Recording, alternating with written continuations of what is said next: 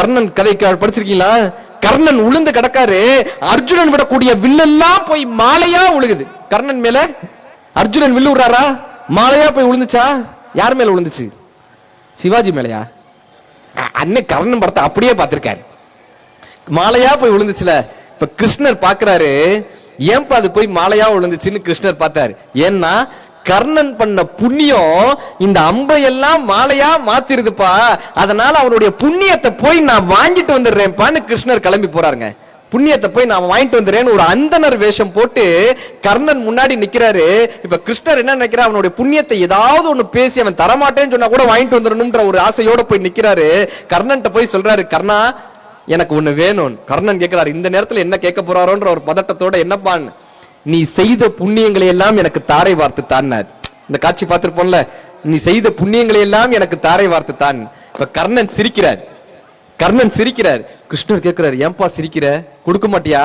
உன்னுடைய சிரிப்பு வந்து எனக்கு அச்சுறுத்துறதா இருக்கு, கொடுக்க மாட்டியான்னு கர்ணன் சிரிச்சுட்டே சொல்றான், நல்ல வேலை கொடுக்க முடிஞ்சதை கேட்டப்பா, கொடுக்க முடிஞ்சதை கேட்டப்பா. இங்க வந்து 100 பொற்காசுகளை கொடுன்னு கேட்டிருந்தா என்னால கொடுக்க முடியாது, ஒரு புளியோதரை கொடுன்னா என்னால கொடுக்க முடியாது, சாப்பாடு போடுன்னு சொன்னா என்னால கொடுத்துருக்க முடியாது. ஆனா என்னால என்ன இந்த நேரத்துல கொடுக்க முடியுமோ அதை கேட்டுட்டேயா, கொடுக்க முடிஞ்சதை கேட்டியாப்பான்னு இந்த கர்ணன் என்ன தெரியுமா பண்ணாரு, நெஞ்சில் இருக்கக்கூடிய ரத்தத்தை எடுத்து அப்படி புண்ணியத்தை தார வாக்குறாரு. அது ஏன்பா நெஞ்சில் இருக்கிற ரத்தம், உடம்பெல்லாம் ரத்தம் வருது இல்ல, காலில் இருக்கிற ரத்தத்தை எடுத்து தானம் பண்ணிருக்கலாம்ல, கரெக்டா?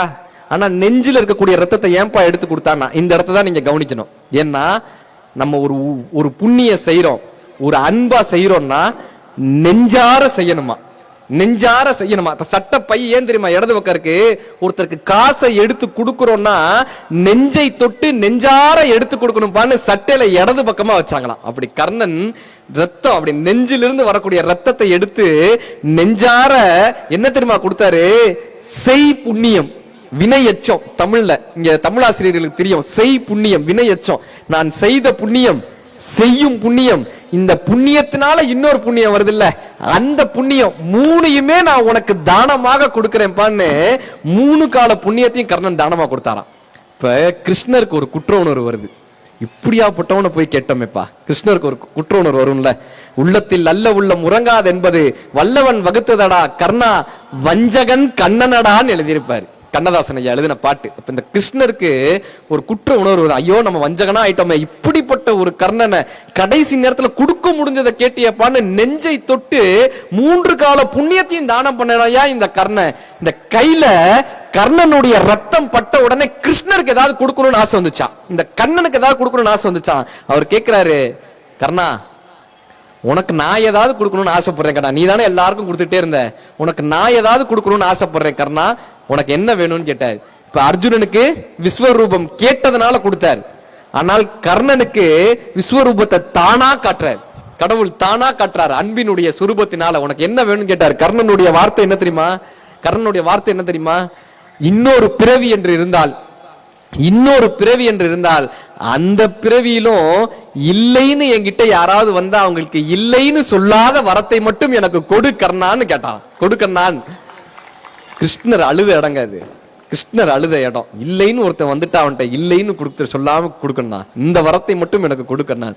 கிருஷ்ணர் யோசிக்கிறார், இப்படியான ஒருத்தரை சார். கர்ணன் இறந்த போது தர்ம தேவதை வந்து அழுகுறாங்க, தர்ம தேவதை வந்து அழுதாங்க, குந்தி தேவி அழுகுறாங்க. தர்ம தேவதை குந்திட்ட கேட்கிறாங்க, நீ ஏமா அழுகுற, நீயே அழுகுற, உனக்கு இந்த பிள்ளை போனா மிச்சம் 5 பிள்ளை இருக்கா, எனக்கு இந்த உலகத்திலேயே இருந்த ஒரே மகன் இறந்து விட்டானேன்னு தர்ம தேவதை வந்து அழுதாங்களா. மலை கொடுக்கும் மேகமோ 2 மாதம், வயல் கொடுக்கும் கொடையோ 3 மாதம், பசு கொடுக்கும் கொடையோ 4 மாதம், பார்த்திபனாம் கர்ணனுக்கோ 4 மாதம்.